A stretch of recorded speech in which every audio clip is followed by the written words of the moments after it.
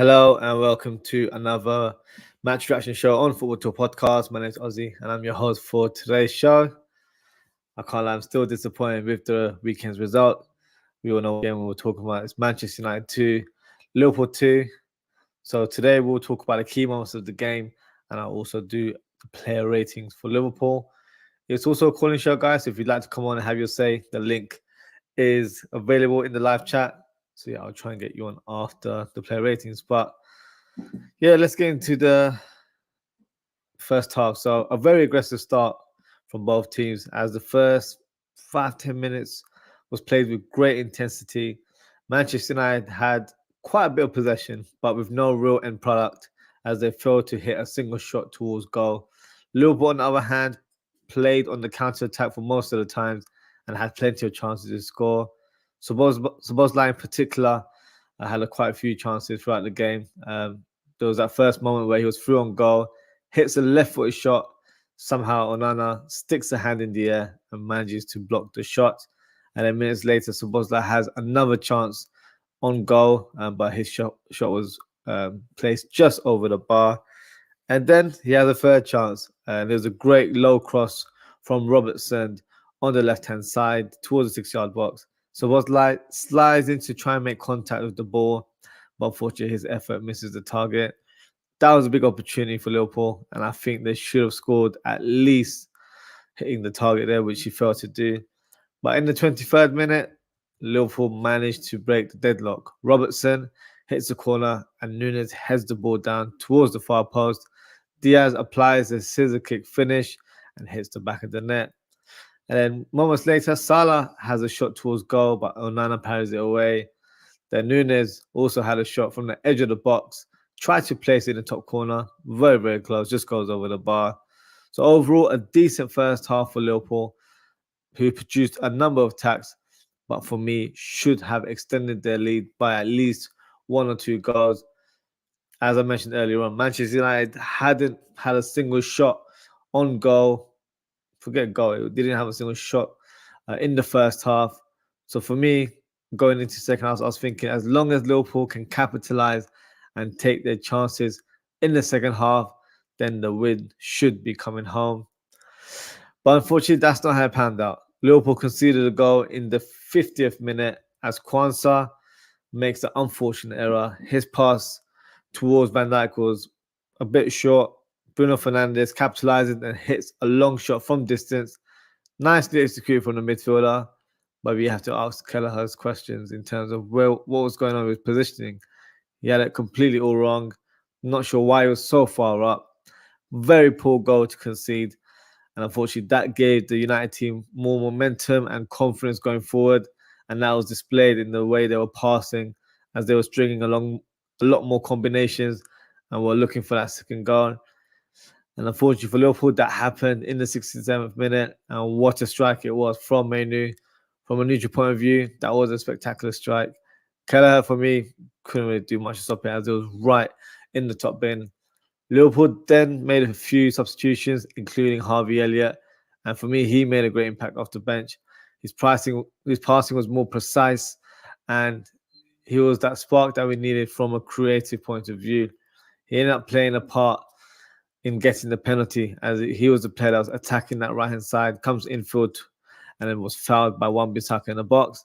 And quite frankly, I can't believe people are debating if this was a penalty or not.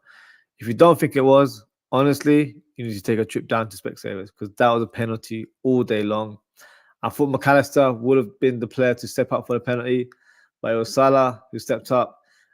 Can't lie, I was a little bit nervous when he did, but he calmly slotted the ball into the corner. Luis Diaz, who for me was Liverpool's main threat throughout the game, was close to scoring himself afterwards, but his shot was saved by Onana. Salah comes for the rebound, but he shoots high and wide. It was right foot. For me, Diaz probably should have done better there as he had the whole goal to aim and didn't really hit the shot with any venom whatsoever. Then he also had a last-ditch effort in the stoppage time, but it was pretty much a half chance, and he unfortunately lashed the ball over the bar. And that summed up Liverpool in front of goal. No composure, and very wayward in terms of the finishing. Unfortunately, that's what's let us down yet again against the Red Devils. Now, normally I'm not emotionally driven when it comes to these sort of games, but during my watch along, very, very frustrated. When United got that second goal, for me, that was a dagger to the heart. I didn't think we would be able to get anything from the game. So at least we got the point. But for me, it's the same old story. And to make it worse, and I'm not saying this just because we didn't get the win or I'm just trying to be petty here, but this United team is an awful team. How we haven't beaten them this season on 3 occasions is beyond me. I mean, that's what really hurts. And during the watch along, I said that the draw will cost us the league title. Now, after 24 hours, after settling down a little bit, I wouldn't quite go as far as saying that the league title is done now. But the problem now is we're not in control, and that's happened the second time around in the last few weeks. We're second place in the league due to goal difference, and I pray that's not the way we lose the title on goal difference, because that will really hurt. But look, we have to remain positive. 7 more games to go in the league. We have to be perfect from now on and win all of our games. If not, and we drop points, say goodbye to the league title, which would be a disappointing end to the season and also Klopp's reign at Liverpool Football Club. But hey, that's my match review of the game. Before we wrap up, I'll do the player ratings. So let me share the graphics with you guys, and then we can take it from there. So let's start with Kelleher.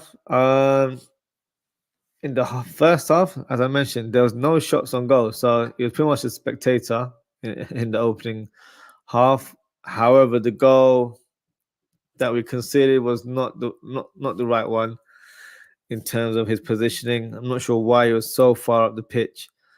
Even the type of finish that Bruno Fernandes executed, like, it wasn't sublime or anything, but I just feel like if the goalkeeper was inside the box at least, he would definitely have saved it. So yeah, strange moment there. But overall did okay. I don't think he did anything spectacular for me to really pinpoint or remember at this stage, to be fair. So for me, he gets a 6.5 out of 10. And let's go with Conor Bradley, who for me, if I'm being honest, I thought he was a bit average in this game. Defensively was okay, but attacking wise, I don't think he offered much. Looked very leggy at times, and he seems to struggle against the likes of Garnacho in the previous tie, but in this fixture against Rashford, I don't think he did a great job. So now I don't want to be like a like a downer or anything like that, but when he broke into the team, don't get me wrong, he was in fantastic form. But I feel like some of our fans got a little bit ahead of themselves in terms of thinking this is our new right back from now on. For me, he's not first choice right back. He's a great player to have in the squad. For me, Trent is above him all day long. So the good news is that Trent, Jota, and Alisson are back next week. Or shall I say this week now? We're Monday now. So this week they should be back in full training. So the sooner they come back, the better it is for us, because we're just losing that creativity from the wide areas, in my opinion. Robertson has come in and done a decent shift, but on the right side, I don't think it's reflected. And Joe Gomez can be quite hot and cold when it comes to playing at right back. So yeah, unfortunately, I don't think he had the best of games, and can't give a very high score. So for me, it's 6 out of 10. Now with Kwanzaa, let's forget about the mistake for the first goal. I actually thought he had a decent game before that. He was good on the ball, didn't really get caught out of position. But the mistake was a bad mistake. However, something we have to say out loud. Every club, unfortunately, has this sort of fan base or small section of a fan base. But to give him abuse on social media is absolutely a joke. That should not be done. He's a young player. Okay, he's made a mistake, but he's a young player. Players will make mistakes. That doesn't give anyone the right to be abusive to him on social media. Unfortunately, I think he's not completely activated his account, but he's disabled comments on his profile. So, you know, that's not the way to go. That's not the way to support one of your own, especially as he's a player that's come through the ranks. So I think that's disgusting behavior. Whoever those people are should be ashamed of themselves. look, he made a mistake. No one's perfect in this world. We're all humans, so these things are going to happen. Um, it was just a misplaced pass where he didn't put enough power on the shot. Didn't see the player coming either. So these things happen. Get on with it. You know, there's no need to give that abuse.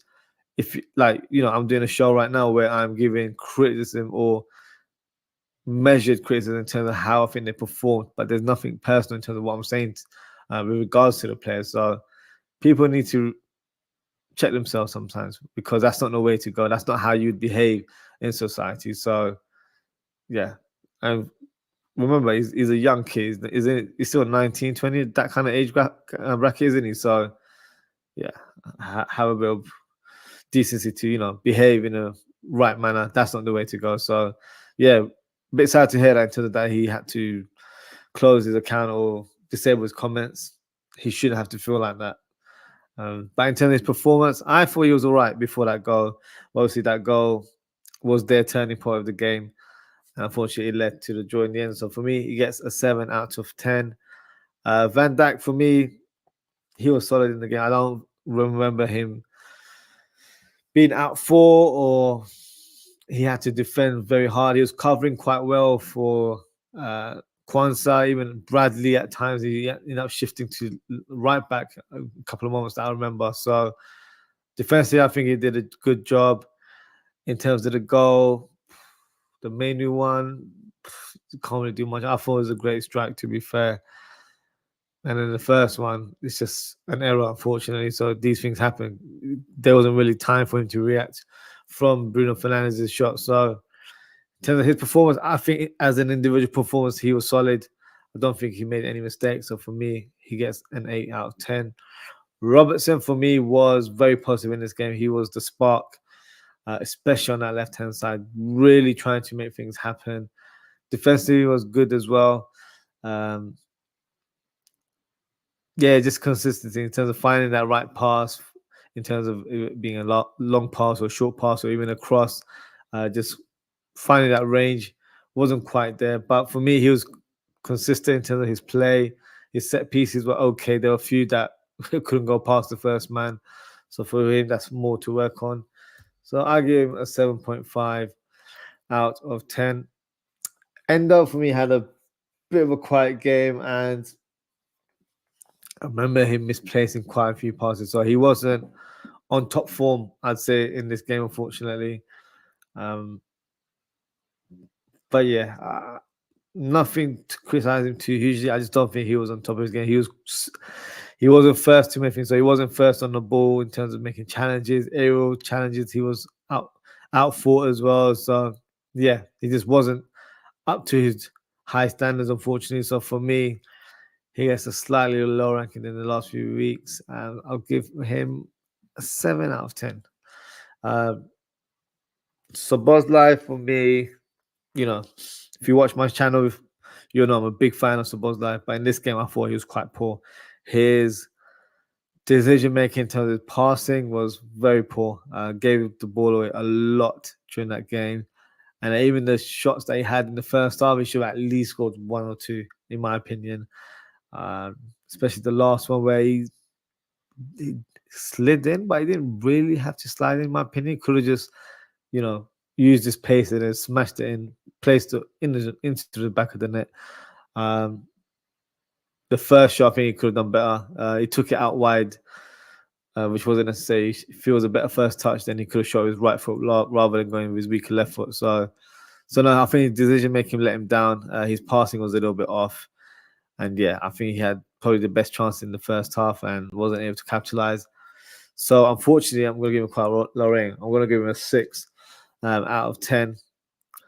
McAllister was good. He was probably the positive spark in that midfield where trying to make things happen from a creative point of view. Had a shot, I remember as well.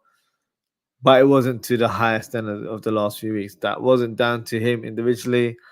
It was just the nature of the game where United started off very positively and then we had possession of the ball, but you know, he's threading all of these balls, but no one's really killing the shots at the end. So yeah, disappointing one from a attacking point of view. But generally, I think McAllister had a good game.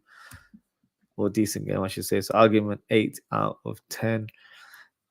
Mohamed Salah scored the final goal towards the latter stage of the game. I thought he was decent. He probably didn't get involved as much, but then again, I feel like that is Salah's game nowadays, where he doesn't need to have a lot of touches throughout the game. For him, it's those vital touches where whether it's an assist or a goal, that's what matters to him. So yeah, I think that was another reflection in terms of his performance, and the penalty was well taken as well. So for me, I'm going to give him a 7 out of 10. Nunes for me wasn't involved as much. He's kind of gone a bit off the rails in the last few weeks, in my opinion. Tries to make things happen. I would say in the second half, he was very persistent in terms of his pressing, but he just decision making again wasn't there in terms of the final pass, and his shooting selection was a little bit off as well. So yeah, not the best of performances, if I'm being brutally honest. So unfortunately, I don't think he had the best of games. I'm going to give him a 6 out of 10. And Diaz for me was probably one of our better performing players in the game. Constant threat throughout. Gave Dalot Torre time in the game. The only thing is that in terms of his outcome, I don't think he was good in front of goal. Obviously, he scored that scissor kick, which was a good finish. But he had a couple of chances, especially that chance where I believe it was Gomez squared the pass to him. He's pretty much around the penalty spot, smashed the shot, but didn't shoot with any power. Quite a tame effort, to be fair. Straight at the keeper. No, Onana's a bit of a dodgy keeper, so he parried it away and it ended up going to Salah, and Salah smashed it with his right foot high and wide. So nothing came out of that chance. But that was a chance for Diaz to give us the edge from there on, and I think that was around the 85th, 86th minute as well. So could have got us the win there. And then he did have a late chance around the 90th something minute, but unfortunately lashed it over the bar. So yeah, in terms of those chances, you'd assume that he would have done better. But I think he was the more positive player on the pitch, tried to make things happen. So I'm going to give him no, it's not a 9 out of 10. It's an 8 out of 10. Now, in terms of my man of the match, so this is my rating, guys. So let me know what you guys think. Have I been too harsh, too kind for some of the players on your screen right now? Drop a comment. Let me know what you guys think. In terms of my man of the match, for me, who gets my man of the match? I'm going to get it to Diaz. I think Diaz deserves it due to his constant attacking play and trying to make things happen. McAllister for me was quite a close second. But yeah, I'm going to give the edge to Luis Diaz. So before we wrap up the show, I will quickly discuss the substitutes that came on. So Joe Gomez came on for Conor Bradley. And then we've got Curtis Jones coming on for Szoboszlai. And then we have Gakpo on for Darwin Núñez. Then we have Elliott for Endo. So, which basically means we swap these two guys. Macas then up dropping to number 6 for us. So, let's start with Joe Gomez. So, yeah, had a decent cameo, I'd say. I think he was a little bit wasteful on the ball, to be fair. And some of his decision making was quite poor. I remember there was one moment around the 90th minute where the opening was there for a free ball, but he just hit way too much power, and then yeah, it ended up going to the other side of the pitch rather than into the player. So yeah, that's something that he needs to work on a bit more in terms of his final pass. Crossing is good, but those through balls definitely something he needs to work on. And generally, he was okay defensively, but didn't really offer much from an attacking point of view. But I think he was brought on to kind of shut shop because Rashford was having too much influence on the game at that stage. So we needed a bit more of a defensive-minded player to cover right back. So that's why Joe Gomez came on. So in terms of his rating, I'll give him a 6 out of 10. I don't think he did that great, to be fair. The next player, Curtis Jones, I had high hopes for him when he came off the bench due to his cameo against Sheffield United, but really didn't have much of an imprint. Quite slow in terms of decision making. There was quite a number of times where he had the ball for far too long, and ended up getting tackled from the side or ends up giving the ball away. So that happened on quite a few occasions. So I don't think he was on top of his game. So unfortunately, I'm going to give him a 6.5 out of 10. Harvey Elliott for me was the positive spark that came off the bench. I thought he was really good. Had a clear vision in terms of what his job was when he came on the pitch. So he knew he'd be interchanging with Salah, coming a bit more in a more of a inside forward role, or shall I say more of a number 8, which you can see on the screen. But he was interchanging with Salah quite a bit. Produced some good passes that almost led to goals in the second half, and he was the player that got fouled in the end for the penalty. Which Stonewall penalty. I don't know what people are talking about in terms of it not being a penalty at all. So, I thought he was a definitely positive spark when he came on and did his thing. So I'm going to give him an 8 out of 10. And finally, for Cody Gakpo, I thought he had a better performance or better cameo than he has in recent weeks. Didn't really have too much influence in terms of in front of goal, but he showed more urgency, more tenacity. He was a lot more aggressive in his play in terms of his pressing. I remember one moment where he was close to the left wing position, ran all the way across the right side and made a great challenge on the left back. I think it was Wan-Bissaka at the time. So that showed for me that he has it in the locker, just needs to produce it on a weekly basis. And good sort of cameo for him to come on the pitch. Fortunately, wasn't able to aid in terms of getting the winner for us, but in terms of his rating, I'll give him a 7 out of 10. And that's the player ratings, and that's the end of the show as well, guys. So thank you to everyone for tuning in. Just got a comment here from Daz. He says, "Bless Ozzy, bless up yourself, Daz. Thank you for your comment. Thank you for tuning in as always." And he said, "Ozzy, I will be at the game on Thursday." Yeah, that's very good. That's not a bad game to be attending at all. So look, I hope you're looking forward to it. It should be a good game, and hopefully we get the win as well. Normally I like my second leg ties at Anfield, but hey, hopefully you have a great time there, and hopefully we get the win as well, which will be nice in terms of your experience. So fingers crossed we get the win. And that concludes the show. So thank you to everyone for tuning in. Thank you to Daz for your comments as well. If you haven't already, please don't forget to like, comment, share, and subscribe to the channel.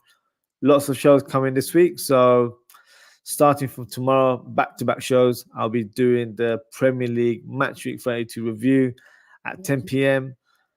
And then at 10:30 p.m., I'll be doing a match preview of the game that Daz is going to, Liverpool versus Atalanta in the Europa League. 10:30 UK time, and so that'll be my next two shows. And then on Thursday we'll be doing the match preview of Liverpool versus Crystal Palace. Time to be confirmed. So the best thing to do is firstly hit that notification bell. If you subscribe on YouTube, you'll be notified of all the upcoming shows, and you can also follow me on social media to get all the latest updates. So you can follow me at OZZIE'S on Twitter /X, or you can follow me at Ozzy.ftp on Instagram, Threads, and TikTok. So that's it for today, guys. Thank you for everyone for tuning in. Take care, stay safe, and I hope to speak to you all tomorrow. Goodbye. Welcome to OZWRLD, the home of custom and unique designs referencing the football world. Our designs are tailor-made for all football fans, so express your views through the clothing you wear. Purchase your shirt today at OZWRLD.co.uk.